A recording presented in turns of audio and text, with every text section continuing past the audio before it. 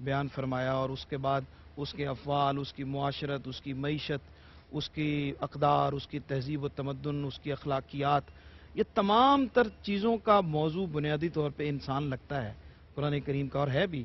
اس کے حوالے سے کیا آپ ارشاد فرماتے ہیں؟ بسم اللہ الرحمن الرحیم۔ شکریہ قبلہ مفتی صاحب نے بڑی خوبصورت گفتگو فرمائی، اور جو پہلے انہوں نے فرمایا کہ یہ عدم سے وجود میں آیا ہے، اس کے حوالے سے میں یہ بات آپ کی خدمت میں عرض کرنا چاہتا ہوں کہ خلاصہ از بیابان عدم تا سر بازار وجود بتلاش کفن آمدہ عریان چند۔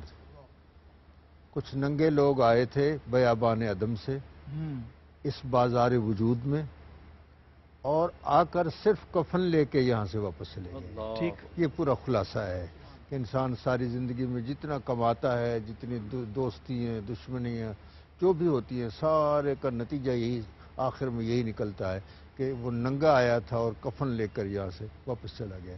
یہ تو ہے اس کا خلاصہ، اس کی پوری اول سے لے کر آخر تک۔ اور یہ انسان جو اشرف المخلوقات بھی ہے، اور اس کے بنانے سے پہلے اللہ تعالیٰ نے فرشتوں سے مشورہ فرمایا، فرمایا انی جاعل فی الارض خلیفہ، میں زمین میں ایک خلیفہ بنانے والا ہوں۔ تو انہوں نے اپنی رائے دی، جو فرشتے اپنے حساب سے سوچتے تھے، تو انہوں نے کہا یہ دنیا میں فتنہ و فساد کرے گا اور خون ریزی کرے گا، پر اللہ تعالیٰ نے فرمایا انی اعلم ما لا تعلمون، جو میں جانتا ہوں تم نہیں جانتے۔ اور بعض حضرات نے جب اس بات کا ذکر کیا ہے تو انہوں نے تازیانہ کے لفظ کے ساتھ استعمال کیا ہے کہ یہ ان کو فرشتوں کو یہ تازیانہ لگایا اللہ تعالیٰ نے کہ میں جانتا ہوں تم نہیں جانتے۔ صحیح۔ اب یہ جب اس کی تخلیق ہوئی ہے تو یہ ایک اربع عناصر سے ہوئی، پانی، مٹی، آگ، ہوا۔ یہ ایک جسم اس کا بن چکا تھا، لیکن یہ بولنے کے قابل نہیں تھا۔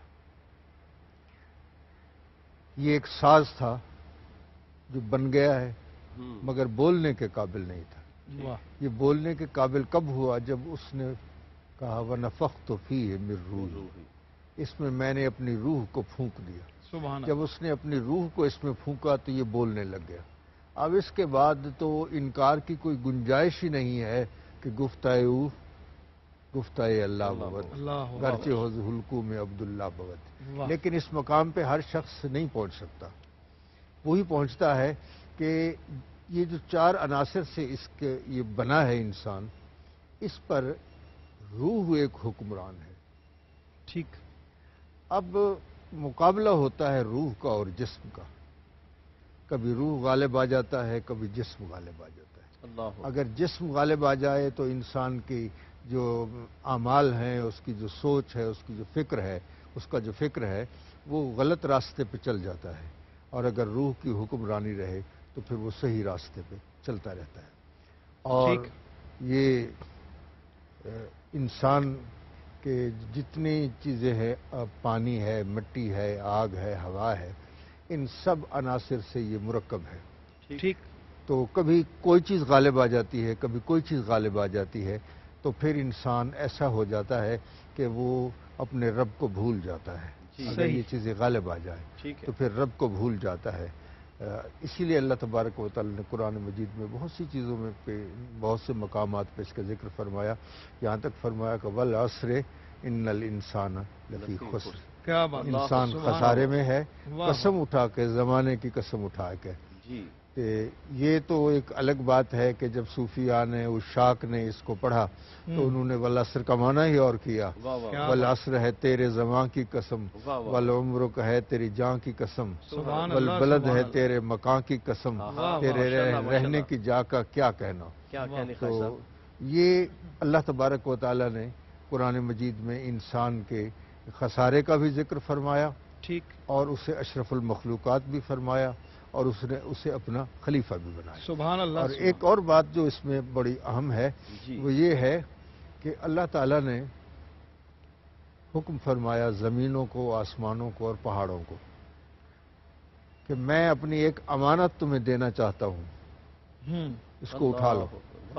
اور حکمن نہیں فرمایا، فرمایا آپشن دی گئی کیا؟ نہیں، انا عرضنا الامانت، امانت، واہ واہ واہ، ہم نے امانت کو پیش کیا پیش کیا، واہ واہ واہ، آسمانوں پر، زمینوں پر، پہاڑوں پر، تو ابین ان یحملنا، اور انہوں نے انکار کر دیا کہ ہماری مجال نہیں ہے کہ ہم تیری امانت کو اٹھا سکیں۔ اللہ انسان سے کو کسی نے صلح ہی نہیں ماری، اسے کسی نے کہا ہی نہیں، کسی انداز میں نہیں کہا، نہ حکمن کہا ہے، نہ عرضنا کسی شکل میں کہا ہے، نہ کسی اور صورت میں، اس لیے یہ خود ہی آگے بڑھ گیا۔